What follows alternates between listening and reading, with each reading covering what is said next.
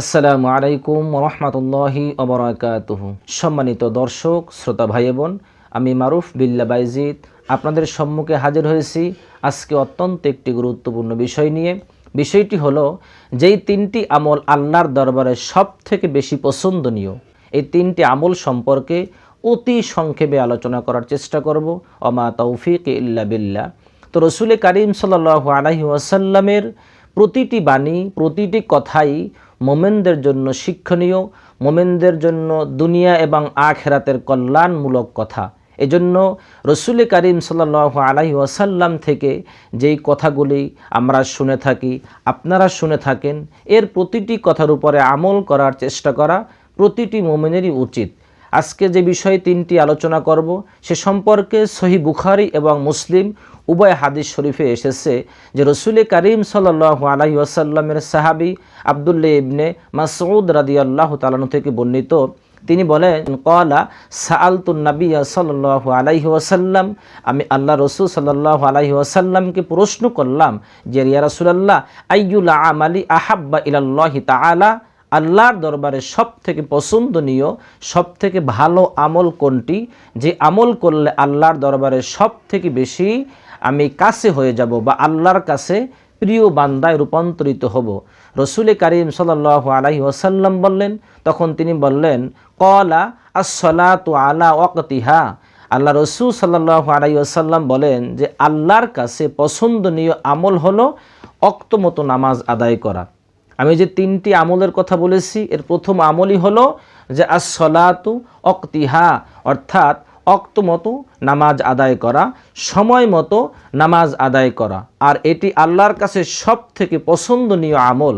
দেখা যায় অধিকাংশ মুসলমান যারা নামাজ আদায় করে থাকেন, আপনারা অনেকেই দেখা যায় যে নামাজের শেষ ওয়াক্তে গিয়ে নামাজ আদায়। অনেক পিতারা, অনেক ভাইয়েরা আছেন যাহারা কর্মকাজ নিয়ে ব্যস্ত থাকেন, অনেক সময় এরা জোহরের নামাজ আসরের সাথে নিয়ে আদায় করে, আবার আসরের নামাজ এরা মাগরিবের সাথে নিয়ে আদায় করেন। একটি কথা অবশ্যই মনে রাখতে হবে যে কিয়ামতের দিন দুই প্রকার নামাজিকে আল্লাহ তাআলা জাহান্নাম দান করবেন। এক প্রকার নামাজি হলো যাহারা নামাজের মধ্যে উদাসীনতা অবলম্বন করে, উদাসীনতার সহিত নামাজ আদায় করে, অলসতার সহিত নামাজ আদায় করে। আর দুই নাম্বার হলো যাহারা ইচ্ছাকৃত করে বিলম্বে নামাজ আদায় করে। এই দুই শ্রেণীর লোক আল্লাহ তাআলা জাহান্নামের শাস্তি দান করবেন এবং এদের নামাজ আল্লাহর দরবারে গ্রহণযোগ্য হবে না।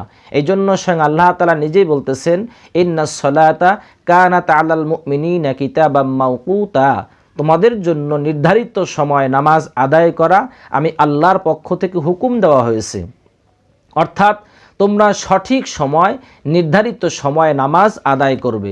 তো অনেক সময় দেখা যায়, বিশেষ করে অধিকাংশ নারী এবং পুরুষ ফজরের নামাজের ক্ষেত্রে দেখা যায় অনেকেই যারা অফিসে বিভিন্ন কর্মকাজে ব্যস্ত থাকেন, গভীর রাত্রে বাসা আসে, ফজর নামাজ পড়তে পারে না। প্রতিদিন অনেকে দেখা যায় সকাল 7টা 8টায় ফজর নামাজ পড়ে অফিসে যান। না, এটা মূলত হারাম। আপনি ইচ্ছাকৃতভাবে আপনি ফজরের নামাজ প্রতিদিন বিলম্বে আদায় করবেন, এমনটা চলবে না। অথবা আপনি ইচ্ছাকৃতভাবে প্রতিদিন জোহরের নামাজ কাজা করবেন, এমনটা চলবে না। হ্যাঁ, আপনি পড়তে পারেন নাই ব্যস্ততার কারণে, অথবা আপনার মনে ছিল না, ঘুমিয়েছিলেন, স্মরণ ছিল না, যখন আপনার স্মরণে আসছে, যখন আপনার ঘুম ভেঙে গেছে কিন্তু আপনার ইচ্ছা ছিল নামাজ পড়ার, তখনই আপনি নামাজ আদায় করতে পারেন। কিন্তু আপনি ইচ্ছাকৃতভাবে আপনি ঘুমিয়ে থাকলেন, আপনার 8টার সময় 7টার সময় সকাল ঘুম ভাঙলো, তখন আপনি নামাজ পড়লেন প্রতিদিন, এমনটা হবে না।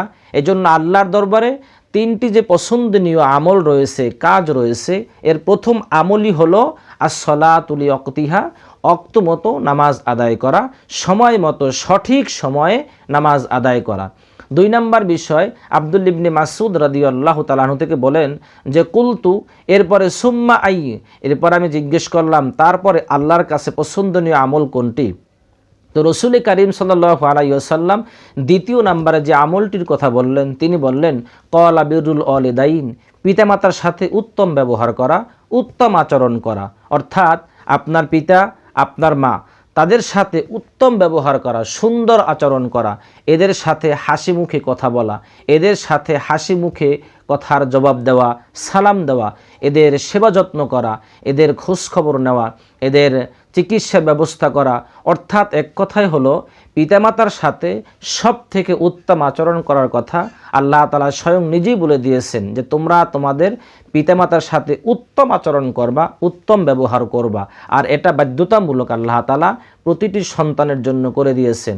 এজন্য পিতামাতা রাগান্বিত হলেও কোনো সন্তানের পক্ষে উচিত নয় যে পিতামাতার উপরে সে রাগান্বিত হবে, চড়া হয়ে পিতামাতার সাথে ঝাড়ি দিয়ে কথা বলবে। এটা সম্পূর্ণ হারাম, সম্পূর্ণ নিষিদ্ধ। এজন্য পিতামাতার সাথে প্রতিটি সন্তানের উচিত উত্তম আচরণ করা, উত্তম কথা বলা। তো রসুল করিম সাল্লাল্লাহু আলাইহি ওয়াসাল্লামকে তৃতীয়বার আব্দুল্লাহ ইবনে মাসউদ রাদিয়াল্লাহু তাআলা আনহু প্রশ্ন করলেন, কুলতু সুম্মা আইয়ুন, এরপরে কোন আমলটি আল্লাহর দরবারে সবথেকে বেশি পছন্দনীয়? ক্বালা রাসূলুল্লাহ সাল্লাল্লাহু আলাইহি ওয়াসাল্লাম, আল্লাহ রাসূল সাল্লাল্লাহু আলাইহি ওয়াসাল্লাম 3 নম্বরে যে আমলটির কথা বললেন সে আমলটি হলো আল জিহাদু ফি সাবিলিল্লাহ, আল্লাহর রাস্তায় জিহাদ করা, অর্থাৎ নিজের জান এবং মাল আল্লাহর রাস্তায় কুরবানি করা। এটি হলো 3 নম্বর আমল। অর্থাৎ একজন মুসলমান যে 3টি আমলের মাধ্যমে আল্লাহর কাছে সব থেকে বেশি প্রিয় বান্দা হতে পারে, সব থেকে কাছের বান্দা হতে পারে, মহাব্বতের বান্দা হতে পারে এবং এর বিনিময় কঠিন মুসিবতের দিন জান্নাতের অধিকারী হতে পারেন, সে 3টি আমল আমি আবার বলতেছি। প্রথম আমল হলো আস-সালাতু আলা ওয়াক্তিহা, ওয়াক্তমতো নামাজ পড়া, অর্থাৎ যখনই নামাজের সময় হয় তখনই নামাজ আদায় করা। দ্বিতীয় নাম্বার যে আমলটি হলো বিররুল ওয়ালিদাইন, পিতামাতার সাথে উত্তম ব্যবহার করা। তৃতীয় নাম্বারে আমল হলো যে আল্লাহর রাস্তায় ফি সাবিলিল্লাহ, আল জিহাদু ফি সাবিলিল্লাহ, আল্লাহর রাস্তায় জিহাদ করা। এই 3টি আমল আল্লাহর দরবারে সব থেকে বেশি পছন্দনীয়। এই জন্য প্রতিটি মুমিনের উচিত যখনই নামাজের রক্ত হবে, নামাজের সময় হবে, যখনই আজান হয়ে যাবে তখনই সাথে সাথে নামাজ আদায় করা এবং পিতামাতা সুস্থ থাকুক, অসুস্থ থাকুক, তারা বৃদ্ধ হোক, জুয়ান হোক, যারা যে হালতই থাকুক তাদের প্রতি উত্তম আচরণ করা, উত্তম ব্যবহার করা আর নিজের সাধ্য অনুযায়ী আল্লাহর রাস্তায় খরচ করা। জীবন দিয়ে হলো, মাল দিয়ে হলো, সহযোগিতা করে হলো, কথার মাধ্যমে, কাজের মাধ্যমে, যে কোনো মাধ্যমেই আল্লাহর রাস্তায় খরচ করা। আল্লাহ তাআলা সকল মুমিন নর নারী সকলকে এর উপরে সঠিকভাবে আমল করার তৌফিক দান করেন। ওমা তৌফিক ইল্লা বিল্লাহ। আসসালামু আলাইকুম ওয়া রাহমাতুল্লাহি ওয়া বারাকাতুহু।